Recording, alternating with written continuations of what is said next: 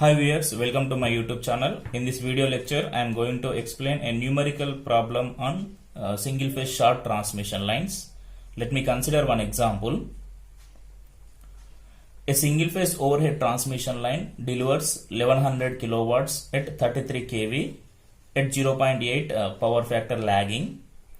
The total resistance and inductive reactance of the line are 10 ohms and 15 ohms respectively. Then determine sending end voltage, sending end power factor and transmission efficiency. So in this example, single phase overhead transmission line is given. So first power delivered is given. So write given data.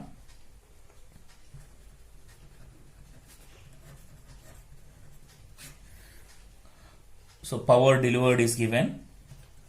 Power delivered is equal to 1100 kilowatts. Then after receiving end voltage is given. So what is the receiving end voltage? VR is equal to 33 kV. So 33 kV means 33 into 1000. So that is 33,000 volts. In volts it is 33,000. So after that power factor is given, receiving end side power factor, that is cos pi r is equal to 0.8 power factor lagging. 0.8 power factor lagging. So after that total resistance value is given. Total resistance value is R is equal to 10 ohms and inductive reactance is given.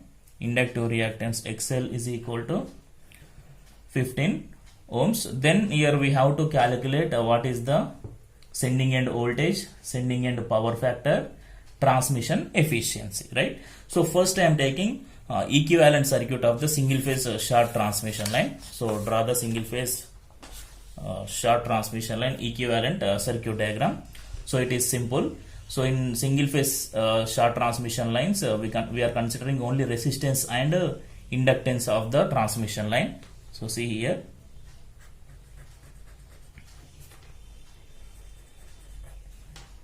So I am connecting a load at the receiving end side.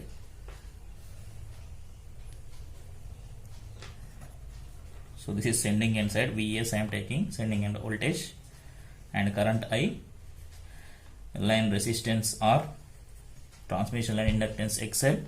So this is the receiving end voltage. Okay. So this is the simple equivalent circuit for short transmission line. So now draw the phasor diagram. If you draw the phasor diagram, we can solve this problem easily. So draw the phasor diagram. So if you observe the given data, so in given data, voltage value is given. Voltage, receiving end side voltage value is given.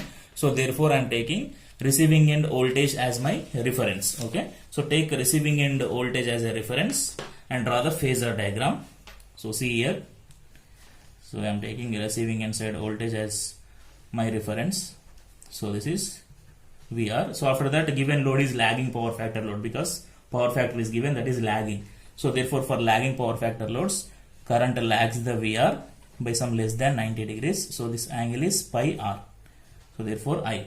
So next if you see the circuit diagram, current flows through the resistor. So therefore voltage across this resistor is in phase with the current. So draw that vector. So this is the IR vector. So this should be in parallel with the I vector. So both vectors are in parallel. So after that same amount of current flows through the inductive reactance. So draw that one. So that means to draw IXL vector, draw a perpendicular line. So already I clearly explained while discussing the single phase transmission lines. So therefore this is IXL vector. Okay, take resultant of these three, that will become VS. So this is the VS vector. Okay, VS vector. So assume angle between VS and VR is alpha. Angle between VS and VR is alpha. So this is the complete phasor diagram for complete phasor diagram for the given data, right? So after this, first calculate what is the line current value. So calculate a line current value. So for line current, I am using power delivered formula. So power delivered is given. So we know that power delivered or receiving end power is equal to VR I cos pi r, right? So from this current I is equal to power delivered by VR into cos pi r, VR into cos pi r. So substitute all the values in this equation, you will get a current.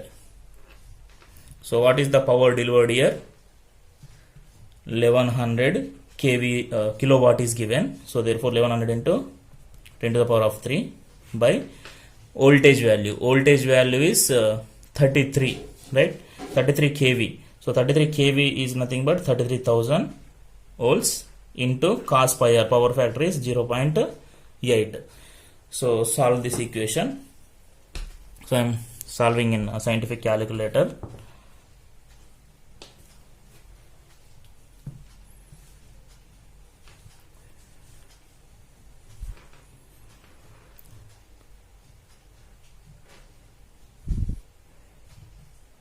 (1100) into 10 to the power of 3 divided by 33,000 into 0.8. So therefore current I is equal to 41.66. So therefore we can take 41.67.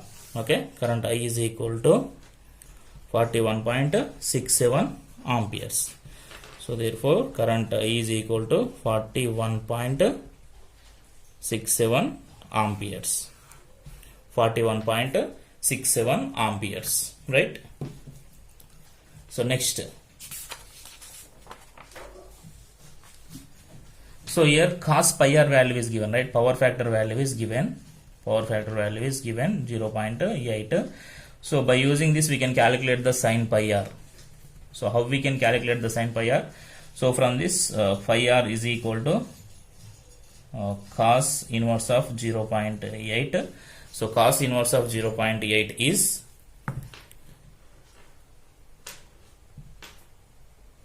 cos inverse of 0.8 is 36.86, right? 36.86 degrees. So therefore calculate sin 36.86. Sin 36.86 is sin 36.86 is 0.5998. So therefore we can take it as 0.6. Okay, so therefore sin pi r is 0.6. Cos pi r is equal to 0.8. Sin pi r is equal to 0.6. Next, write current equation in a rectangular form. Write current equation in rectangular form. So how to write a current equation in rectangular form? So just to multiply this current into cos pi r minus j sin pi r. So this equation we can derive by using a phasor diagram. Okay, so directly I am substituting the values here to get current I vector. So just to multiply it with cos pi r minus j sin pi r. So here current, just now we derived what is the current here, 41.67 into cos pi r is 0.8 minus j sin pi r is 0.6. Okay, so now solve this one. If you multiply this 41.67 into 0.8 is 33.336. So just I am taking 33.33 minus 41.67 into 0.6. 41.67 into 0.6. How much we are getting? 25.002. So that means I am taking 25. So therefore I bar is equal to 33.33 minus j 25. 33.33 minus j 25. So remember this value. So after this I am converting receiving end voltage also into polar form. So means I am writing VR bar. So VR bar is equal to 33,000 plus j0. So because it is the reference vector, so therefore angle for this vector is 0. So that is the reason I am taking j0. right? So V bar is equal to 33,000 plus J0. So this is nothing but 33,000 is at an angle of 0. So this is in polar form, VR. Okay. So voltage, receiving end voltage is there. Here we have total current. So therefore we can calculate the sending end voltage. Sending end voltage. So next time calculating sending end voltage. So we have a relation for sending end voltage. Sending end voltage is equal to, so sending end voltage is equal to receiving end voltage. So this is vector sum plus I into total impedance I am taking. Okay, total impedance I am taking. So here impedance Z is nothing but R plus J XL. Okay. So now VR. So VR value is 33,000 plus I value. Just now we calculated, that is 33.33 minus J 25 into Z value. Z value means R plus J XL. So that value is given. So how much it is? 10 plus J 15. 10 plus J 15. Okay. So now solve these two, means calculate the product of these two. So to calculate the product, convert these two terms into polar forms first. So in next step I am converting that two terms into polar forms. So to convert it into polar form, then press shift plus. Okay, you will get a pole of how much we want, 33.33 comma minus 25. 33.33 to get comma, press shift closed bracket, you will get comma here, minus 25, close the bracket. So pole of 33.33 comma minus 25 is 41.664 at an angle of minus 36.87 right here. So how much it is? 41.664 at an angle of minus 36.87. So this is the polar form for this. Okay. So next convert 10 plus J15 also into polar form. So same procedure, shift plus, you will get pole of, and then type 10 comma 15. 10 comma 15, close the bracket. So answer for this is 18.027 at an angle of 56.30 right here. 18.027 at an angle of 56.30. So now we can easily multiply these two numbers. So in multiplication of two polar forms, so just to multiply the magnitudes separately. So what is the product of magnitude? 41.664 into 18.027. So how much it is? 751.07. So in this case add the angles. So add the angles. So minus 36.87 plus 56.30. How much it is? 19.43. Okay. So product of these two numbers is 751.07 at an angle of 19.43. Right. So after this here we have addition of two numbers. So therefore convert this polar form into rectangular form. Polar form into rectangular form. So after this convert this into rectangular form. To convert rectangular form, press shift minus, then type these numbers 751.07 comma 19.43. So how much we are getting? X value is real part value and Y value is imaginary part value, right? So note down, real part value is 708.295 plus J 249.847. Okay. So now add real parts separately and imaginary parts separately. So therefore 33,000 plus 708.295. So that is 33,708.295 plus imaginary part is same 249.847. So therefore sending end voltage is equal to 33,708.295 plus J 249.847, right? So I want this in polar form. So to get the magnitude of sending end voltage, convert this into polar form. Okay, so I am converting here. Shift plus 33,000, so 108.295 comma 249.847. Okay, how much we are getting?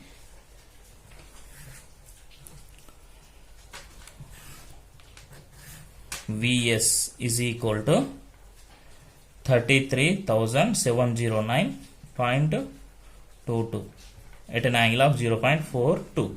So therefore magnitude of sending end voltage is 33,709. So this is our first question.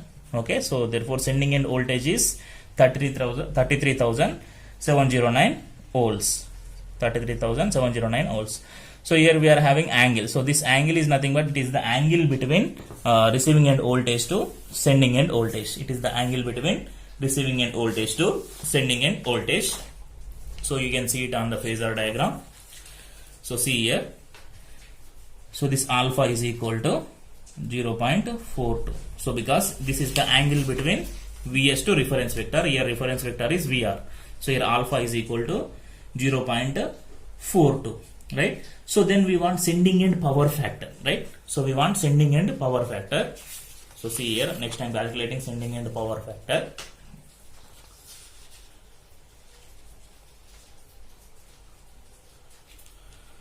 So to get sending end power factor,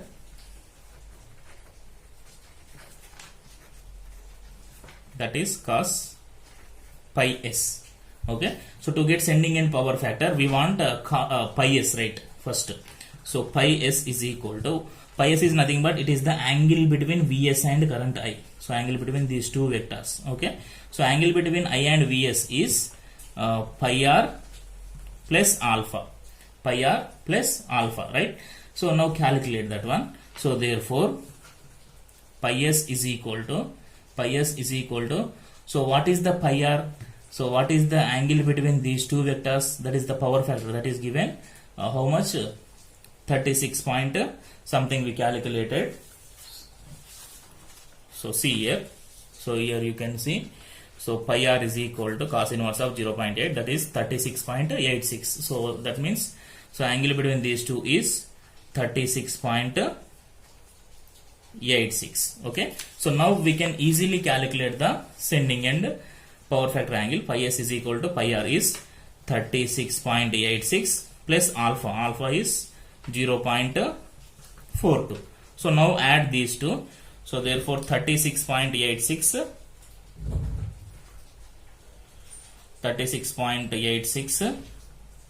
plus 0.42 is 37.28. 37.28. So phi s is equal to 37.28. Okay, so this is the sending end side power factor angle. Sending end side power factor angle. But we want sending end power factor.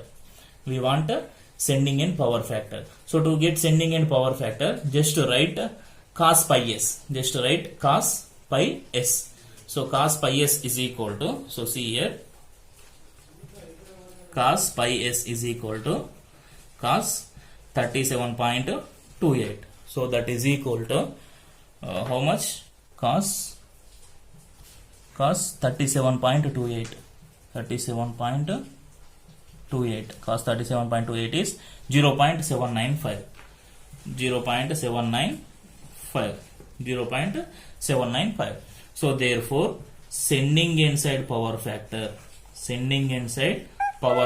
is 0.795. Sending end side power factor is 0.795. Lagging. This is also lagging. So how we are confirming it is lagging? Because so see here. So this is the Vs vector and this is the current vector. So if you see the anti-clockwise direction, so here I follows V. So therefore I lags Vs by 5s degrees. So therefore this is the lagging power factor. right? So therefore this is the lagging power factor. So next I'm going to calculate line losses. So transmission line losses. Line losses. So we know that formula for line losses I square into R. So just I am considering only magnitudes here. So no need to consider the angles. So what is the magnitude of current? 41.67 whole square into resistance. The resistance value is given, that is 10, right? So if you do this 41.67 whole square into 10, so how much we will get? 41.67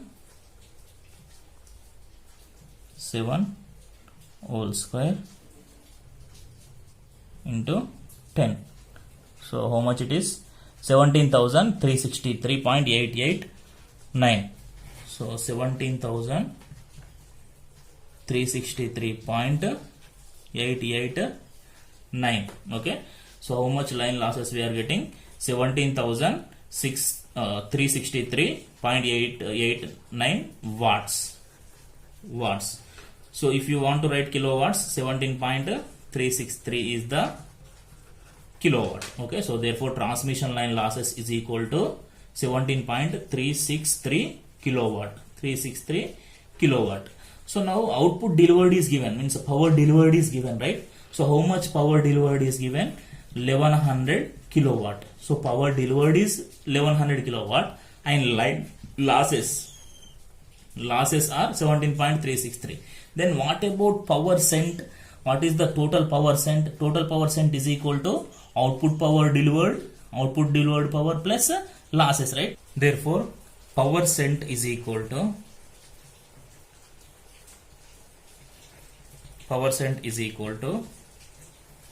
power delivered plus line losses. Power delivered plus line losses. Power delivered value is given, that is 1100 kV plus line losses just now we calculated 17.363. Okay, so add these two, you will get 1117.363 kilowatts. So therefore power sent is equal to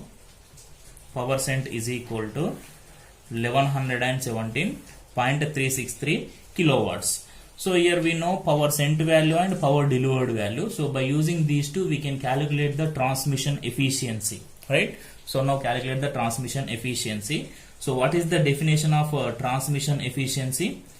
Transmission efficiency is it is the ratio of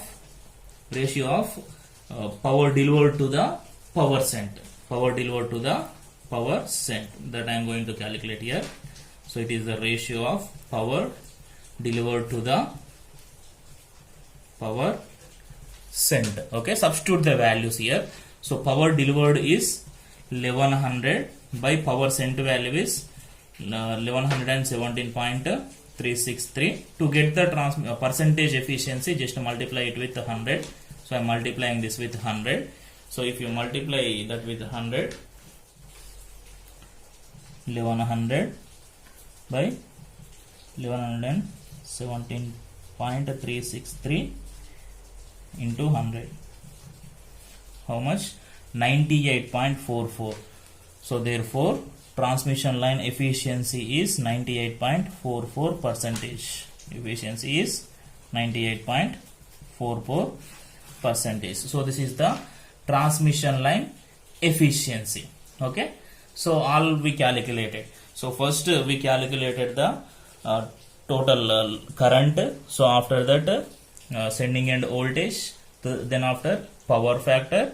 So at last we have calculated efficiency of the transmission line. Thank you.